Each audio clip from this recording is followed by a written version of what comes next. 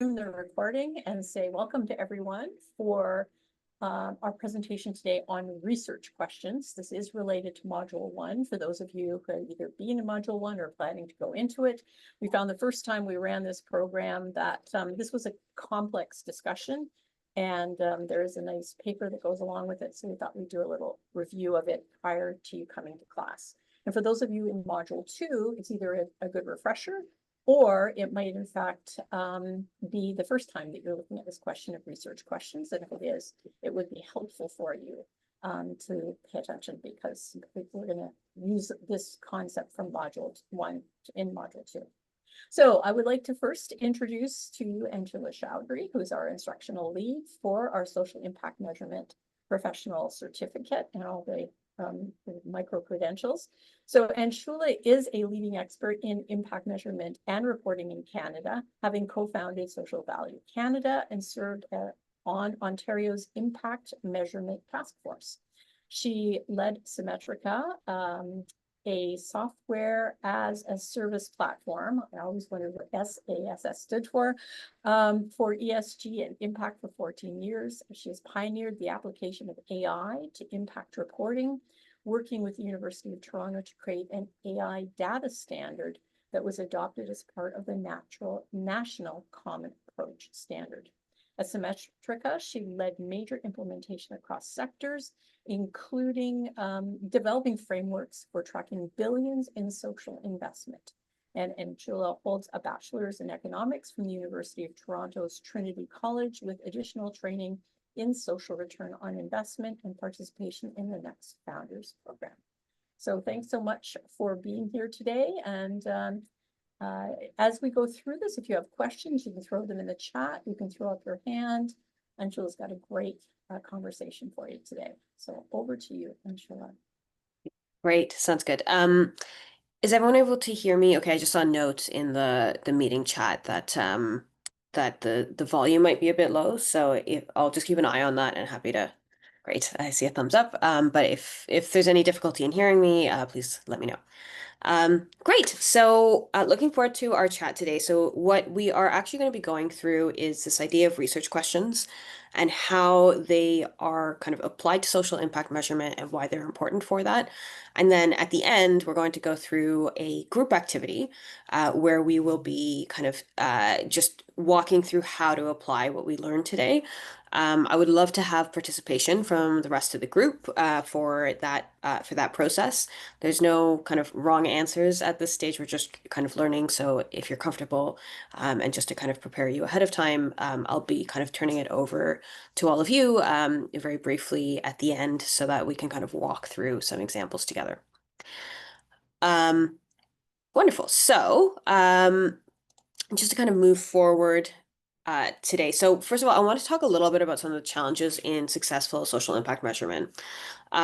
There's kind of, obviously this is a very complex area. However, there are some key challenges that we generally see for any kind of impact measurement. You may have already seen this in your own organization or with any organization you're working with for the purpose of social impact measurement.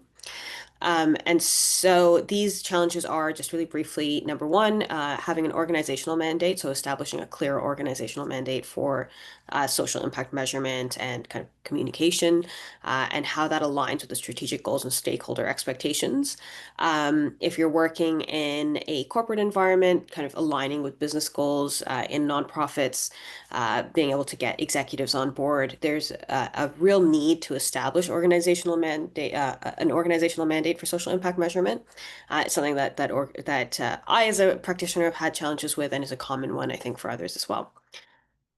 Number two is staying true to the original purpose of the social impact measurement.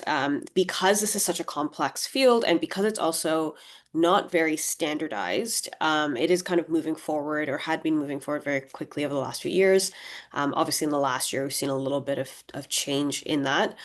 But being able to, when you are kind of working in this really complex area, it's easy to kind of lose the thread from and having evolution within any kind of social impact measurement process is normal. However, we don't want to lose the original mandate so much that either we are no longer operating within the mandate we've been given, or we are unable to keep everyone on board in terms of what the mandate should be, and therefore derail the whole project.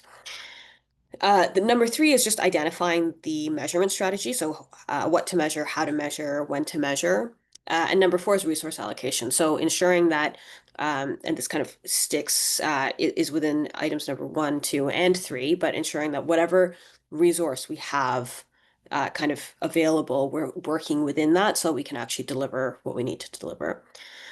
You can probably see that all four of these challenges are interconnected. Obviously, if your organizational mandate is broad, ideally the resource allocation would be kind of commensurate with that. And if it's not, then number one kind of needs to be adjusted. As well, if the mandate is broad, staying true to the purpose of it can also be challenging, and vice versa. So you kind of go through all of these kind of internet connected pieces. That being said, understanding they're interconnected and then actually working within reducing the risks for each of these challenges are two separate things. And so we're going to actually be focusing on items number one and two for today. And the way that we're going to be doing that is actually talking about research questions. So if you have done impact measurement in the past, you've probably heard of the theory of change and a logic model. And the challenge that we often see with these two things is that they're not innately constrained. The theory of change can be as broad as you want it to be, or as narrow. Similar to the logic model is essentially kind of a much more structured approach to identifying how we're going to measure our theory of change. But again, it could be as broad or as narrow as we want it to be. And within that flexibility, some of which is good because we want to be able to measure complex things, and this is what the theory of change and logic model allow us to do. That it's also challenging though, because we can often get lost. And so just to kind of go back here, when we're staying true to purpose and organizational mandate, the logic model and theory of change are somewhat paradoxically not necessarily the best tools for ensuring that number one and number two are respected. And as I mentioned, because these things are kind of interconnected, we need to, if we lose number one and number two, we're much more likely to get lost number three and number four as well. So this is where the research question comes in, because it enforces a discipline in impact measurement. It's not something that you'll often see in discussions on impact measurement in terms of workshops and things like that.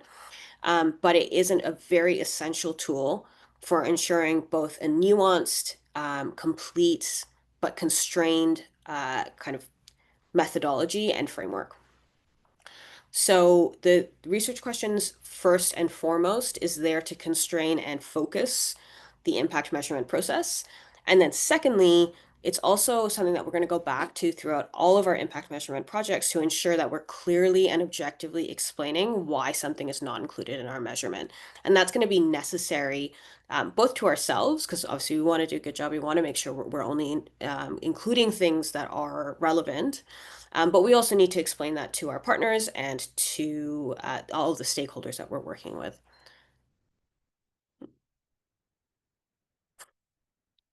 Great.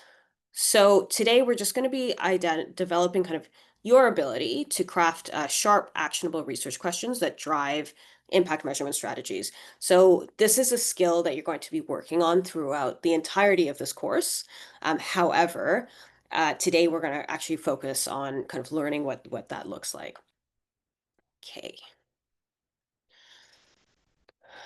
So just to kind of put this into a framework and kind of flow that you've probably seen before, what I have up on the screen is kind of four general steps that are included in impact measurement. So with first, you kind of identify what you're going to measure, how are you going to measure it? So framework, standards, indicators, and metrics. And then you actually need to actually go collect that data and then analyze and interpret it. I know this is a very broad framework and that there's probably many that you've seen that are kind of derivatives or related to this. But the key thing I wanted to really identify is that when it comes to frameworks and standards, for example, the research question helps right size the selection of frameworks and standards and helps you identify which are most appropriate. Because again, remember that the logic model and theory of change are not constrained by anything. You can put anything you want in there. By having a really clear research question at the beginning, you are more easily able to identify framework and standard, and then as a result, the indicators and metrics that would be most relevant, and then also the data collection questions and methods that you're going to be using. So the strong research question is a starting point for everything that follows an impact measurement, and they serve as the foundation that determines the success of the entire measurement system. This flows through even to the analysis and interpretation. So now you've got all of this data, and this is a common thing that we see both in this course and then in the field. A lot of people will have either pre-existing data in their organization or they've gone through and collected data and there's just a lot of it. How do you now ensure that you know exactly what data is useful and what data is not? You are going to go back to your theory of change and logic model. However, you're also going to be looking at your research question to create that kind of structure, framework, and set of reasonable constraints on your work so that you can deliver within a reasonable time frame and on budget and all those other good things.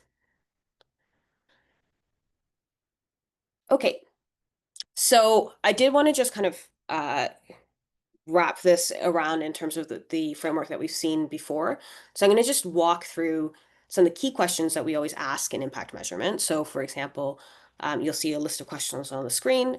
What the things that we often want to know in meaningful measurement is who is impacted, who's contributing to the change, what impact is occurring, where geographically and socially is impact occurring, when does the impact occur, and why are we doing the measurement? With the theory of change, we are going through kind of 5 of those questions. And when it comes to why we're doing the measurements, that's often not the sole focus of the theory of change. It's something that we partially kind of cover.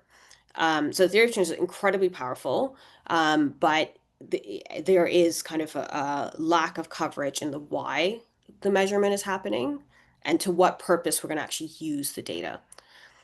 When it comes to the logic model, similarly, we're not touching on the why at all. And with the research question, we are. It's one of the key things that we actually are looking at in terms of why we're actually measuring certain things. And so think of the research question as a scope for your entire measurement system. It's providing that essential framework that connects your organizational mandate to meaningful, actionable insights. So the research question actually de-risks the space between receiving your organizational mandate for social impact measurement and delivering meaningful measurement. So the way that we do that is that the research question needs to actually hit certain kind of requirements, so what we call fire mass, and we're going to get into what those criteria are very shortly. But because the research question it's just one question, it's usually no more than 2 or 3 lines at max. It is something that you can continuously go back to, and you can also help create a shared understanding of everyone who's involved and why this is important. Okay. So just kind of next. So just kind of conceptually, just as you wouldn't build a house with the understanding of where your property lines are, you also shouldn't design an impact measurement system without clear research questions. Think of it kind of like the constraint around the overall system. I'm just going to pause there and see if there's any kind of burning questions on this, and then I'd like to go through a quick real example. Maybe what I'll do is just go through the example, and then if there's questions that people want to pop in, I'll pause after the next slide to kind of address those quick ones. Okay, so let's look at why research questions matter. So if we have vague questions, we're going to lead to weak measurements. And the key here is that we always are working in, I keep saying the word constrained. That's not just in terms of constraining the foundations and scope of your work. It is also, and importantly, about how you're using resources to achieve your goal. So keeping focus is really important. One way of thinking of constraint is around focus. It's really the flip side of focus. So a vague question, and we've probably all heard these kinds of questions from our partners and stakeholders, is something like, are we actually helping people? It's a great question. It's something that we need to be asking. And when I say we as a society, we as organizations, we as community members should be asking. However, it doesn't help us in terms of getting to the answer. We, as practitioners, we want to use tools that will help us actually answer this question in a meaningful way. But if we just stay at the question of, are we helping people? Then that's going to lead to collecting scattered data points, kind of generic metrics, results in reports that stakeholders don't understand or don't answer the interpretation of the question they had in their mind. And it also creates measurement fatigue. So people, you're asking a ton of questions, you're getting a lot of data. The fatigue is widespread. It's for the people who are actually answering the questions for you. It's also the people, it's also you as a practitioner and all of the resources in the organization that have been rallied to kind of respond to these questions. A sharp question is, to what extent do participants in our 6-month financial literacy program demonstrate improved budgeting behaviors 3 months after completion? And what program elements are most strongly associated with sustained behavior change? We are in some ways asking the exact same question, right? We're asking, are we helping people? But what we've done is we've actually now defined the question in a way that is actionable for us as impact measurement practitioners, and that we can now also go back to anyone asking us why we're doing what we're doing and or how we intend to actually use that information. And the answers are actually summarized somewhat in the research question. I will say that you don't always just need one research question, but you shouldn't have 10 or 20 unless you have a commensurate budget, right? In reality, there should be only really a maximum of 3 research questions in every single impact measurement project that you're undertaking. Um, but this is going to be your North Star um, for as a measurement professional. For the organization, their North Star is going to be your theory of change. But for you to keep the organization that you're doing measurement with on track, you're going to keep going back to the research question. And this research question does not need to be a secret. Obviously, you should share it widely and have everyone kind of agree to it. But what we're seeing with this particular example of a research question, and sorry, there's really no but to that. What we're seeing with the implementation of this research question is it's direct and it's specific. It identifies a clear time frame on which you're going to be collecting data and what, most importantly for the organization, what timeline you expect to see change, and therefore what timeline they expect to see change for the participants and people that they're trying to help. It enables analysis of the program in a meaningful way. And it also, really critically, it produces actionable insights for program improvement if you're able to answer this question. So the framework that we're going to be using, and Catherine kindly sent over an article that kind of talks about each of these options, is a framework called FireMass. In the article, you'll see it referred to as Finner maps. And we're going to talk about the difference for that. But for FireMass, there are 7 criteria that you want to be meeting with each of your research questions. There's feasible, interesting, relevant, ethical, specific, uh, measurable, and actionable. Okay, and so every single time you create a research question for social impact measurement specifically, you will need to hit all 7 of these criteria. Okay, so let's go through each of these one by one. First of all, let's go into feasible. So this is really simple. Can you actually answer the question? And so you need to ensure that whatever the research question is, it's grounded in reality and can be answered with available resources at the timeframes and your organizational capacity.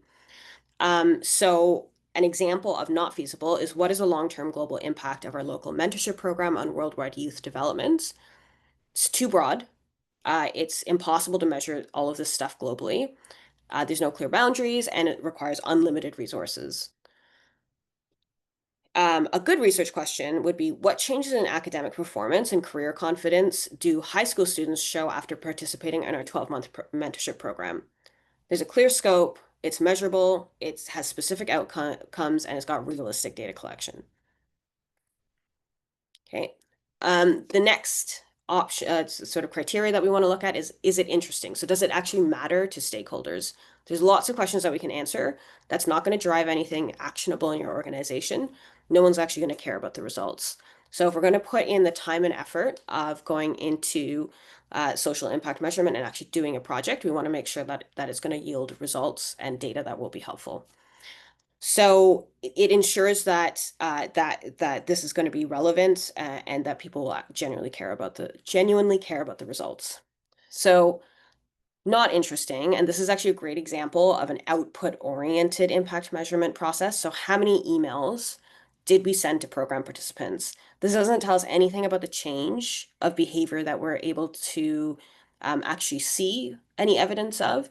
It's just telling us an output, or which basically makes our activities measurable. Okay. An interesting question would be, how do different communication frequencies affect participant engagement and completion rates in our program? So we're tying it to outcomes, which is about behavior changes and impacts on the environment, things that will actually change the world, hopefully for the better.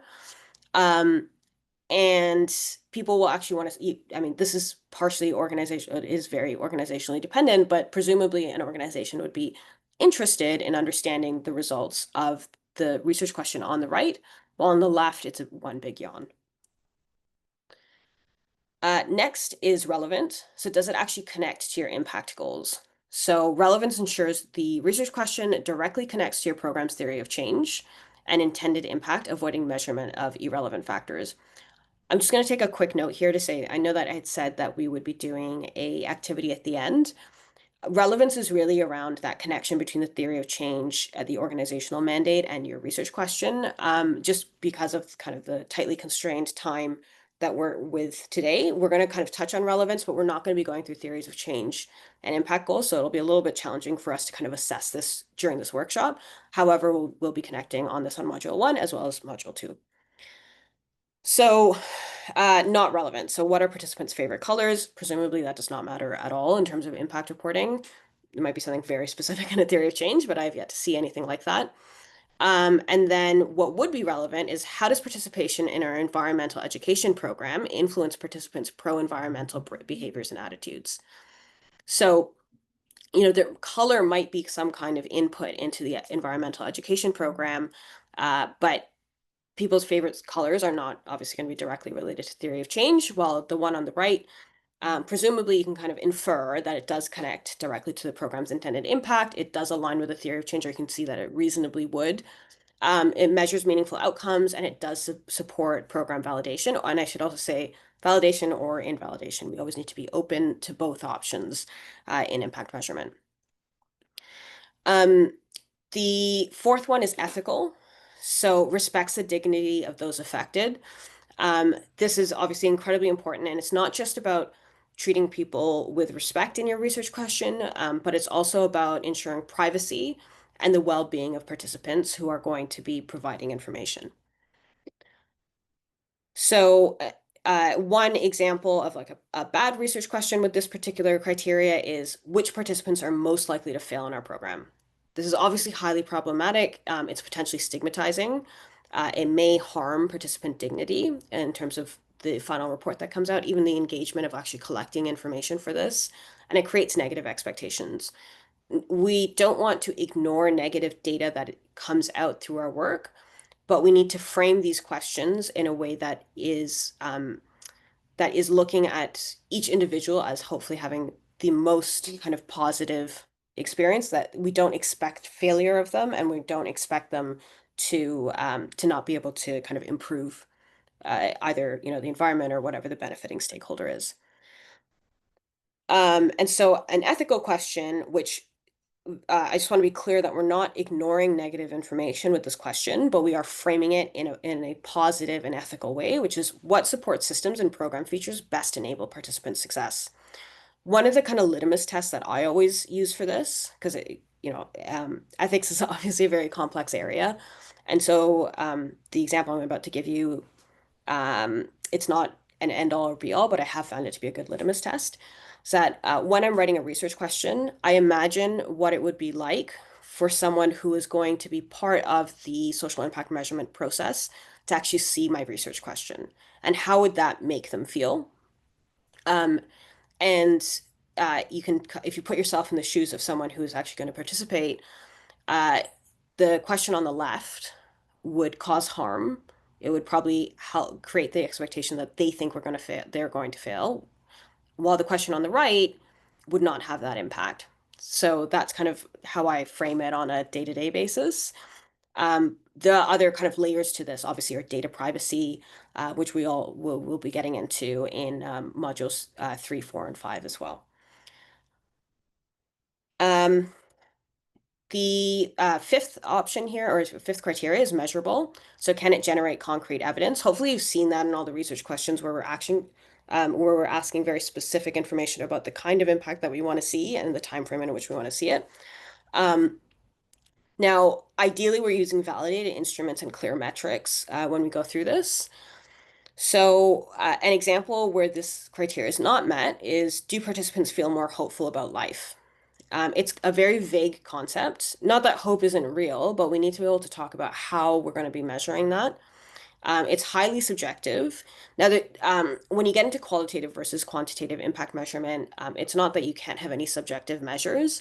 And we'll talk a little bit more about that in modules 3, 4, and 5. But we need to be explicit about what our expectations are.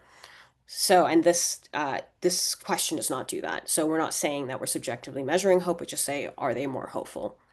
There's no clear measurement approach, and it's difficult to quantify reliably. Again, I'll just mention that, there is qualitative measurement as well, and that's a completely valid way to measure. So we are going to kind of cover that. My comment around this idea of measurability as a criteria is that we need to be very explicit about whether or not we care about quantitative or qualitative, and ideally we're looking at both. An example of a good research question that meets this criteria is, how do participants' scores on validated hope and life satisfaction scales change from program entry to 6-month follow-up? Okay, and so you could have hope and life satisfaction surveys that give us qualitative data, for example.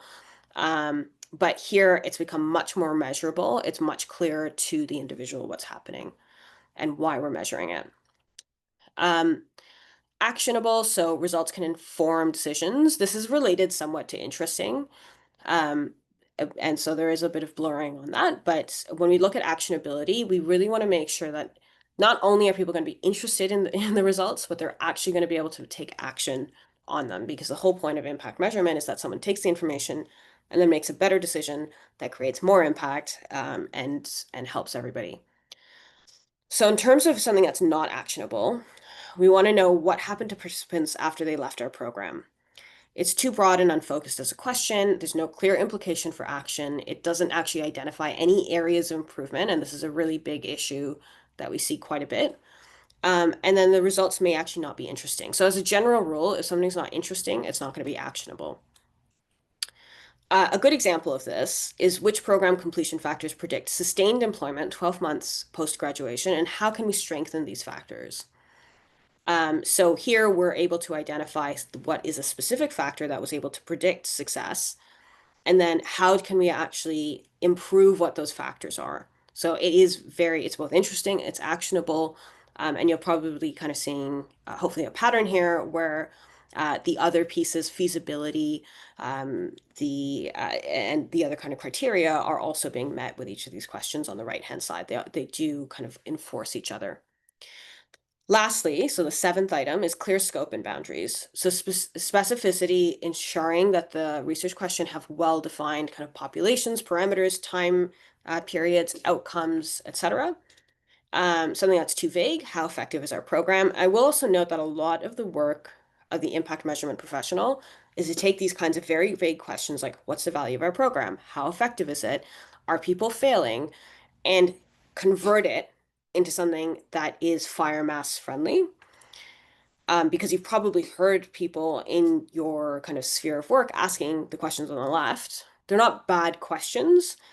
I will say that they're not strong questions for a research question. And if you leave the question on the left as is, as your guiding principle, you're going to get lost when it comes to impact measurement. So we want to take all the inputs that we get from all of our stakeholders and all of our colleagues and the participants and turn it into a fire mass friendly research question. So here, to make this more specific, we talk about, to what extent do small business owners who complete our 8-week entrepreneurship training demonstrate increased revenue and business sustainability at 6 and 12-month intervals compared to the baseline? So clear scope, clear boundaries, clear population, and also time based. Okay. Just really briefly, I mentioned that there's a couple of the kind of criteria was actually thinner maps, which leaves the N and P for those of you who are good at keeping letters and numbers in your head. So the N and the P in the article that was sent ahead of time are not relevant to social impact measurement, and they stand for novel and publishable. Novel is something that's completely net new, and publishable is something that could be publishable in an academic journal. Um, the the FIRE mass framework versus the thinner maps framework prioritizes the practicality and the practical considerations of social impact measurement. We're not looking to make an academic contribution here. However, obviously some impact evaluations and social impact measurement results have been in academic journals, but that's not the vast majority of them. What we are looking for is something robust, and the FIRE mass frameworks allows us to do that. Okay. Does anybody have any questions at this point? We kind of went through that. Okay. So I have one here from Francisca who's saying, curious to learn more about when in the process of the TOC and the logic model creation, is it realistic to create the research questions? Sounds like some components are dependent on the impact, outcomes, and activities. Yeah, it's a great question. So generally speaking, we want to create the research question before the theory of change in the logic model. However, this is an iterative and recursive process. So start with the research question as your draft, create the theory of change in the logic model where you come up with, the narrative, the primary and secondary research, and then you'll also have your logic model, which is much more structured. Check all of that work, because remember that the purpose of the research question is to create reasonable constraints and focus in your impact measurement. So check all of that against your research question. In some cases, you may adjust your research question, and that's totally fine, but it still needs to hit fire mass. That's how you create discipline in the process. And then you may also find that your theory of change and logic model need to be adjusted as a result. As long as at the end of the day, your fire mass meeting kind of criteria, research question, and the theory of change in the logic model all line up, you're good to move on to the next step, which is then, identifying measures and the data collection process. But don't move on before you have all three of those. So if you've already done your theory of change and logic model, great. You can now extract from that your research question. And just make sure that all actually lines up.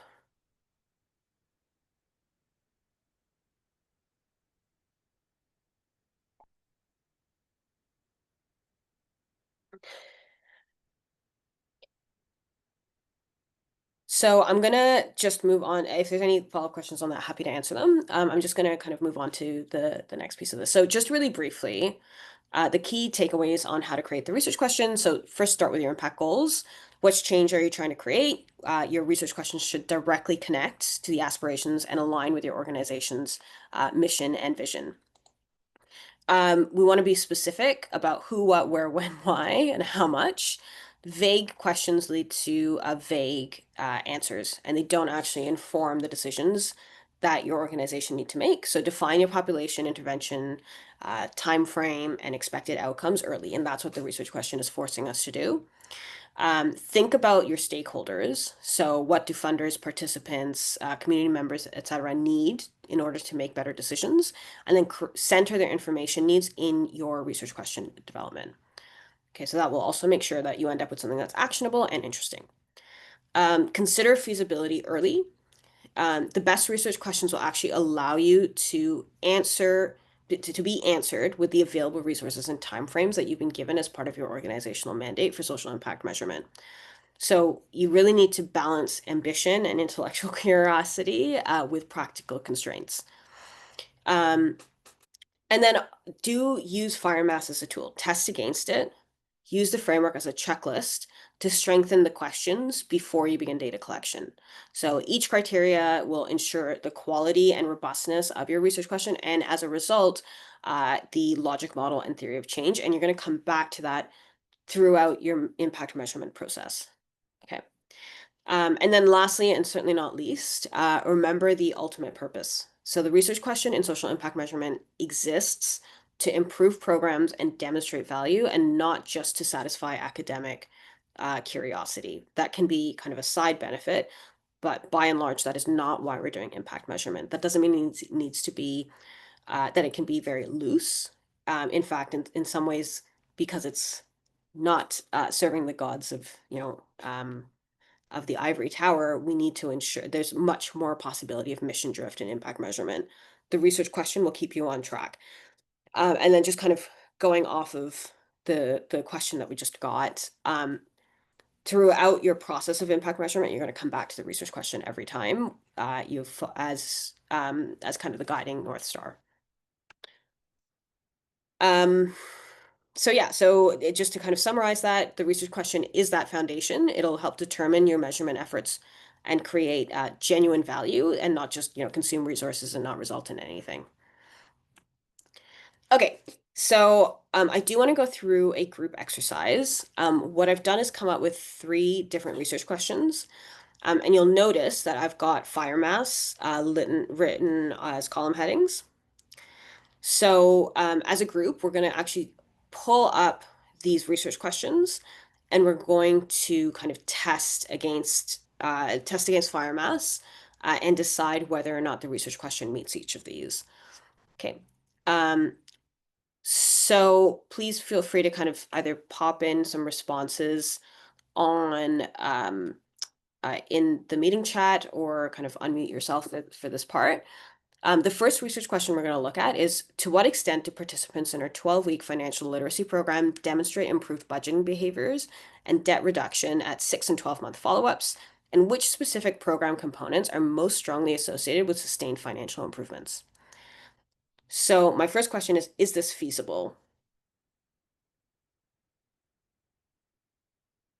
Maybe we can ask people to put up their hands if they believe it is feasible, or a thumbs up, sorry, yes. Okay, so I'm seeing Tracy thinks it's feasible. Okay, everybody, who else thinks it's feasible? I'm not seeing any other. I see. Dana, yeah. Okay. JFIP. Oh, yeah, okay, what's this guy? Yeah, and Kate says kind of. Okay. Kate, what are your thoughts on kind of? It just feels like a lot. And a part of me is like, if you had the resources and the capability and the capacity to do it, yes. The pragmatic side of my brain is asking the question, is it too much? So I am in the middle. Yeah, that's fair. That's really fair. So I gave this a check mark, but I think that your comment, Kate, is really spot on, because it might end up being too much. And so I think this is such a great example of where the research question complements your theory of change and your logic model, as well as ensuring alignment with your organizational mandate. Because by the time you start asking feasibility questions without a research question, you're well into your logic model. So you'll have come up with your theory of change, you'll have come up with most of your logic model, and then you start to get into data collection. And that's when you'll suddenly say, oh, wait, hold on, do I actually have the resources to be able to collect information on this? The RQ approach, the research question approach, helps us actually answer these questions much sooner. So I give it a check mark. However, a great addition. Thank you, Kate, for that comment, because that is exactly the kind of conversation you want to be having, assuming that the organization has the level of mandate for this. It is a feasible question. Next, we've got interesting. So are people actually going to be interested in the results? And I think I will just do thumbs up, and then if anyone would like to kind of pop in and give their thoughts as well, that would be great. Who thinks this is interesting? Okay, I can see one thumbs up. Yeah, Kate thinks it's interesting. Holly, Doreen. Yeah, you got quite a few people saying it's Right, yeah, interesting. wonderful. Yeah, I agree. I gave this an interesting. Is it relevant? Okay, and this one I know I had mentioned, like, we don't have the theory change, so we don't actually know. So I'm putting you in the position of saying, okay, like, reasonably, if you're running a financial literacy program, is this information that you would want to know? And I'll just ask for a quick thumbs up on that. Yeah, Tracy and Dana, yeah, you've got a bunch of thumbs up on this Okay, one great. as well. Yeah. Say thanks for the support, Catherine. Ethical. So is this actually an ethical question to ask? Has it been framed in a way that's ethical? Lorraine saying yes. Okay. Anybody else? Yes. Jacob is saying yes. Oh, okay, Dana and Tracy as well. Great. Great. Yeah. So I would say it's framed in an ethical way. I did give it a check mark. However, one thing I want to just note here is that there's a data privacy issue. Obviously, like you're asking about people's debt, budgeting behaviors may not be, like it's still private behavior, and we'll still run into PIPEDA, which is the privacy kind of the dominant privacy legislation in Canada.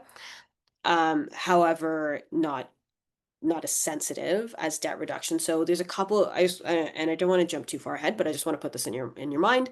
There's a couple of ways that we're going to be learning through the course on how to kind of either de-identify or which means that we'll be able to collect and do cohort analysis without actually not without actually collecting individual behavior information that can be linked to a particular individual, or we can actually not do cohort analysis. And so there's kind of different ways that you can treat the privacy responses and privacy kind of approach and still keep it ethical. So knowing that we're not covering privacy yet, but I just want to put that in your mind. Is it measurable? Just a thumbs up if you're agree that it's measurable. So far, we don't have any brave souls that are saying it's measurable. Okay, interesting. Okay, Tracy says it's measurable. Okay, great. So I would, okay, sorry, hold on. I think there's a note in here, a comment. Let me just read what it is. Somebody's saying part 2 is measurable. Dana's saying part 2 is measurable. Dana, would you mind just giving a bit more? Yeah, so when I read the question, Yeah. to what extent do participants in the 12-week financial literacy program demonstrate improved budgeting behaviors? Have you measured those behaviors before the course? Yeah, it's a great question. So to what extent? So they're talking about 6 and 12-month follow-up. Yeah. However, commonly in the situation, you would just ask them to you could frame the question as like, did you previously do budgeting behavior before the course? It's not as robust as asking at the beginning of the Yeah. course, but it is common and accepted as long as the question is kind of framed in a particular way. And you note that it's self-reported data. Okay. Yeah. So yeah, so I gave this a yes. It is measurable. There's a couple of reasons I said that. One, we can see the time frame for measurement, so 6 and 12 months. And then we have specific things that we're going to be measuring: improved budgeting behavior and debt reduction. Debt reduction, I agree, is like easy to measure. What's your debt load? Yeah, sorry. The improved budgeting behaviors will we'll need to kind of define it more in the research question in the logic model, but there are obviously clear ways to kind of measure that. Someone's asking if we'll learn more about these types of behavior change questions and ways of measuring in modules 1 or 2. We're going to be touching on them, but they are covered a lot more in modules 3, 4, and 5. What we're doing here, Francisca, is, I hope I pronounced that correctly, apologies, is setting up the framework so that when we get to the measurements, we are going to be choosing the right ways to measure. So the work that we're doing now is ensuring that we have a really focused approach to the measurement and that it is methodologically robust. Modules 3, 4, and 5 will then go into, what are the tools in the toolbox that we can use. However, if you don't know this stuff, it's hard to select the right tool for the job. Okay. I'm going to pick up the pace a little bit. So in terms of actionability, this is obviously actionable. just because it gives us information at the end that now it's this last bit around the specific program components. It tells executives or anyone kind of running this organization what components are most strongly associated with sustained financial improvements. Futurepreneur had a really great example of this. If you're familiar with that organization, they found that they did like not around financial literacy, but just about success in entrepreneurship. And they found that the main factor that was leading to success of entrepreneurs is being connected with a mentor. They then took that information and made it a requirement in the program that you do receive mentorship from a more senior professional. So that's a great example of where if we can break down in the research question what specific information we're collecting and why we're collecting it. Again, this is part and parcel of setting up the correct framework from the beginning. This is also quite specific as a question. I think we've kind of touched on a lot of these, so I'm just going to kind of give the answer on that one. But we've got a 12-week financial literacy program, it's 6 and 12-month follow-ups, etc. So I'm just looking at the time because I know we're at 12:50. So I'm going to move on to the next question.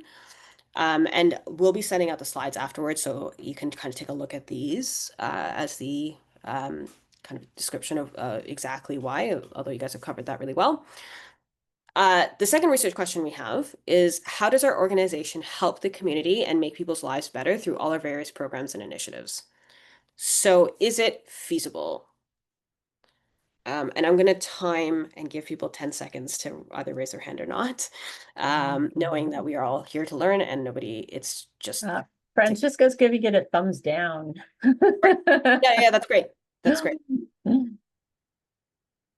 Yeah, I learn best by just trying it. So please don't feel that you need to that you need to have the right answer. The number of times I've gotten an answer wrong in a classroom is beyond counting.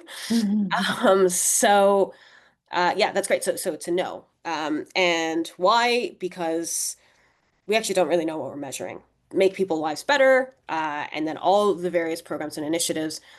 This actually, to Kate's kind of comment previously, around the feasibility, this is a great example of where like it doesn't matter what what the programs and initiatives are. If there's multiple, it's going to be incredibly hard to actually get this question answered. And even more so, do all the various programs and initiatives have the exact same outcomes? I hope not, in which case, why, like, or if they do, why do we have all the different programs? There might be a good reason for that, there might not. Thanks, Kate. Okay, next, is it interesting? No, and this also comes into the kind of area of we don't actually know what we're measuring. Relevant, it's not relevant, and again, for the same reason, it's not specific enough. I'm going to pop this question over to ethical. Sorry, the question of whether it's ethical to the rest of the group. Is this an ethical question? What do you guys think? Seeing crickets so far. They're thinking about it. I don't see what would be unethical about it. Yeah, I agree. I mean, it's such a vague question, right? Yeah. And so like the part of what I also want you guys to walk away from is, particularly if you're thinking about impact measurement in your organization, and it's a challenge, and it always is, part of the thing that is challenging is that people have all these expectations, which is great because they're engaged. But they'll ask questions like this. And so part of what you're getting, what I want you to walk away from is like, what is the language, the constructive language we can use to help people get more specific to create accountability for everyone in the process? So Chris is saying it's unethical in the sense that the community is not well defined. Yeah, it's a great point.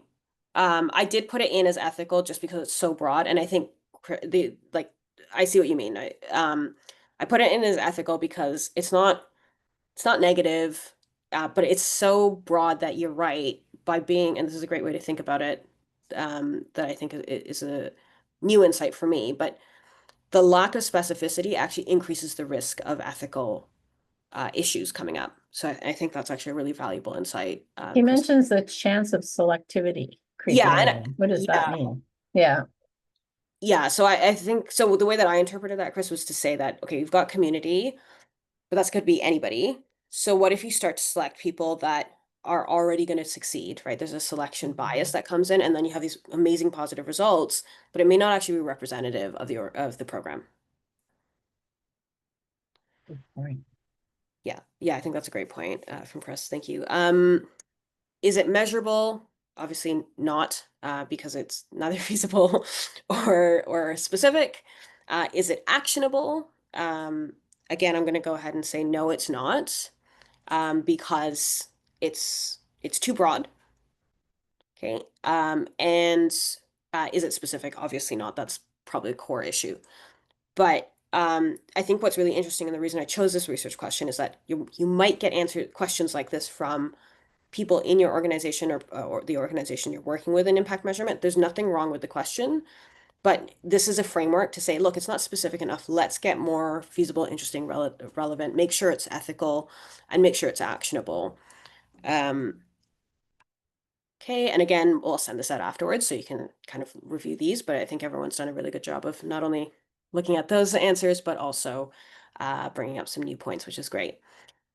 So in terms of research question number 3, what impact does our mentorship program have on the self-esteem and academic performance of high school students from low-income families? I'm going to go through each one of these if we can. I know we might go a little bit over, so I'm just going to give you guys 5 seconds to make a decision on this, but is this feasible? Okay. Okay. So yes, it is feasible. Yes. Yeah, it is feasible. It's not necessarily as specific as research question 1, but it is certainly much more than research question 2. That's not the only reason to say that it's feasible, but we have specificity to a level that allows us to have this. Is it interesting? Yes, presumably if it's a mentorship program, we want to see if there's self-esteem and academic performance of high school students. Is it relevant? Sorry, I know that I said I'd allow people to answer. So just 5 seconds. Is this relevant as a research question? Yes, everybody is saying yes. Great. Yeah, that's awesome. Okay, great. Is it ethical? Okay, it is. Again, framed positively. We're going to talk about privacy and how do we kind of manage that. There are ways to do it. There are trade-offs that you often need to make, but that's the reality of impact measurement. Is it measurable?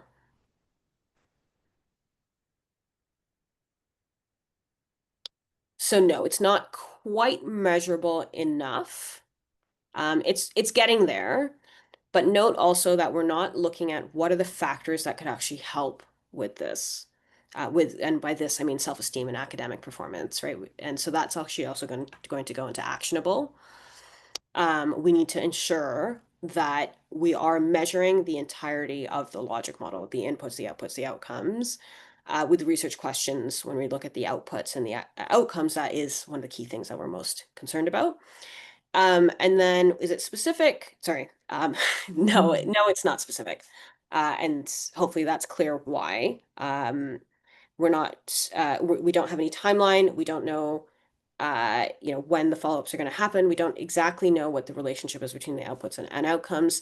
This is a good second draft of a research question, right? But we certainly want to get it to the level of a research question 1.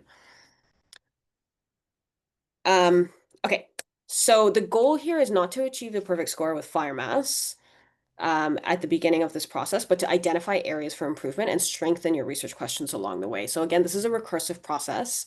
I will say that before you actually launch into your actual impact kind of a measurement process, you do want to achieve that kind of perfect score. But as you're kind of going through the development of the research question, this is how we should go about that. Okay. So just really quickly, what you've accomplished, hopefully you've learned something. Thanks, Chris. What we've accomplished, hopefully you've learned something about the fire mask compatible research questions. And just think about that as we kind of get ready for Module 1 and Module 2. Next steps, please apply these to any kind of work that you're doing internally. Someone asked a great question in the middle about how this kind of fits the logic model and theory of change. If you've already started your logic model or theory of change, totally fine. Go back and put the discipline of a research question in. We are going to be doing this in Module 1, and it's going to be, you're actually going to create research questions from scratch. So hopefully this has kind of given you some stuff to think about. And just a final reminder, kind of strong research questions are that foundation of good measurement. So if they kind of take this very unconstrained model of the logic model and theory of change, you still get lots of value out of them. You still have to do them, and we're still going to walk you through how to do them. They're essential. But by applying a research question as your kind of guiding star as an impact measurement professional, you'll ensure that the whole process is a lot more efficient, a lot more effective. And that actually, one of the things that people kind of really stumble on is what do you measure and how do you measure it?